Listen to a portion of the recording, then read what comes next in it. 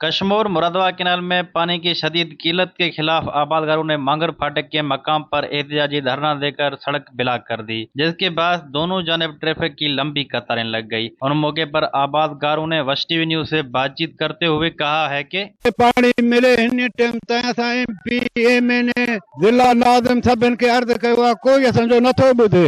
असां चीफ साहब सिंधु दरिया सखर एसी साहब सिंधु दरिया सखर असां अर्ज़ कयूं था असांखे ग़रीबनि खे पाणी मिले। जून जे जेसि ताईं पाणी न मिलंदो तेसिताईं रोड न खुलंदो। डीसी साहब अचे, दिल जो मालिक आहे। एसी साहब अचे 25 तारीख़ जून जो 4-5 तारीख़ ते बिज राधारा हाणे जुलाई जो 10 तारीख़ आहे। असांजो बिज वियो आहे पको थी। हाणे असां ग़रीब माण्हू को पैसो हुजे त असां 18 दस्ती दरोगे खे इन जो गेज पूरो कयूं। इन जो गेज असांजे हथूं पूरो न थींदो। ट्यूबवेल जे ज़रिए असां वेझनि खे तयारु कयो आहे, उहो तयारु थी विया आहिनि। उन्हनि खे 40 ॾींहं थी वियो आहे। छारू जेको आहे न हे असांजो दरोगो आहे मुरादाबाद जो, उहो पैसा बेलदार आहे जेको बि आहे पैसो घुरे थो, घोर असां खां उहो करे थो पैसो। कॾहिं चए थो उहो चए थो असांखे 4 लख ॾियो, कॾहिं चए थो 6 लख ॾियो। पोइ तव्हांखे असां चयो आहे डीसी साहब खे बि चयो आहे, एमएनए एमपी साहब खे बि चयो आहे। अॻे बि असां हिकु वीडियो रिकॉर्ड कयो हुयो तक़रीबन। उन खां अलावा बि असांखे कुझु न थियो। हिकु ॾींहुं पाणी फुल करे बाद वॾो नुक़सानु थियो। असांजो बिज सड़ी वियो आहे, सॼो पको थी वियो, कंहिं कम जो ई न आहे। हाणे दोबारा असांखे महिनत करणो पवंदो, काथों न काथों